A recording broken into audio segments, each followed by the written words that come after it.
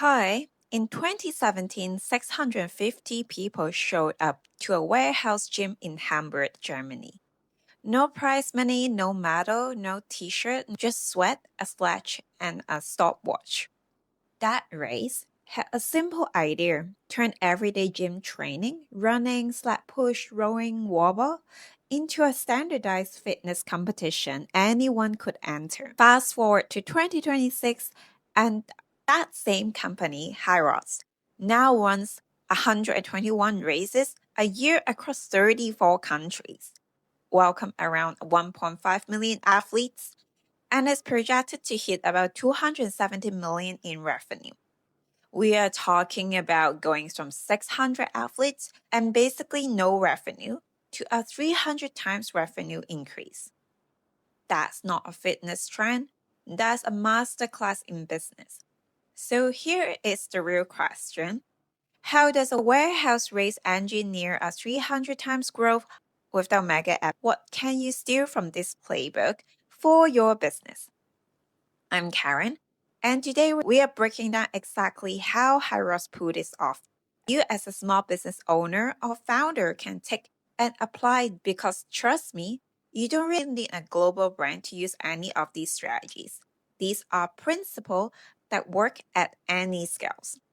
Stay to the end. Let's go. Step 1. Validate the problem first, then build the solutions.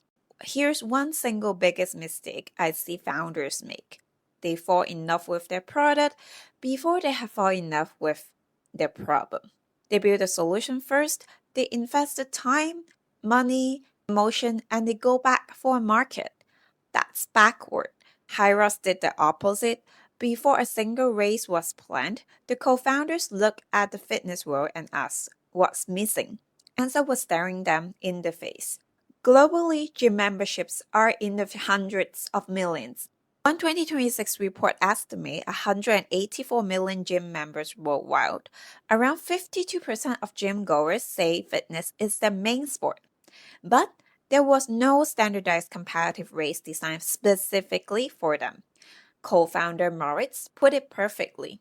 Imagine a million people hitting golf balls at the driving range, but there's no golf course. That one single insight that the market exists, it was huge and it was completely unserved, was the foundation of everything else. So take away for your business. Before you invest a single dollar in your business idea, ask yourself, is there a real painful problem here? Is the market big enough that even a small slice is worth pursuing? Pilot before you go all in. So Hira spotted the gap. Then what? Did they immediately raise 10 million, hire 50 staff, and launch in 20 cities? No. They ran one event in Hamburg in late 2017. Around 650 people in a gym, no big sponsorship, no elaborate production. And that was intentional. The founder knew the product was unproven. That first race was a live experiment. They watched how people responded to the format, what confused them, what hyped them. Only after that pilot did they commit. The first official commercial event launched in Knapsack in October 2018 with roughly 5 events and about 2,700 athletes that season. Most small business owners skip pilot, but the pilot is the strategy. It's the cheapest and fastest way to learn. Whatever your idea or product, run a minimum viable version first. Charge less, promise less, but deliver the core actually happens. The market will tell you everything you need to know. Once you have validated, that's when you earn the rights to build the machine. And let's see how you do that. Tip 3. Engineer your funnel and build stickiness into it. Think about how you discover Hyros as a gym goer. You're curious because you saw a post from your friend from Hyros.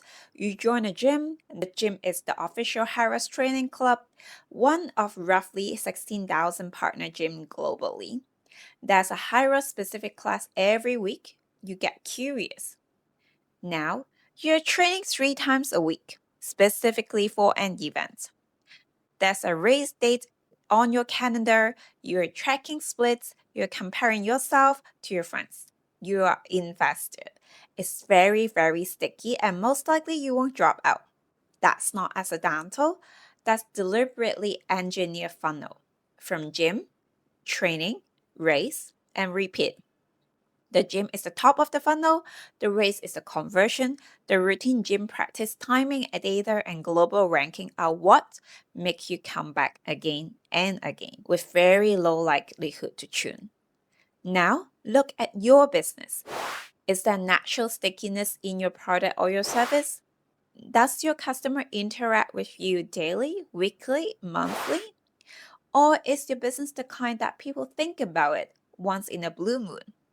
If it's the latter, you need to build a mechanism, be community, loyalty, gamification, subscription, challenges, anything that actually creates a habit.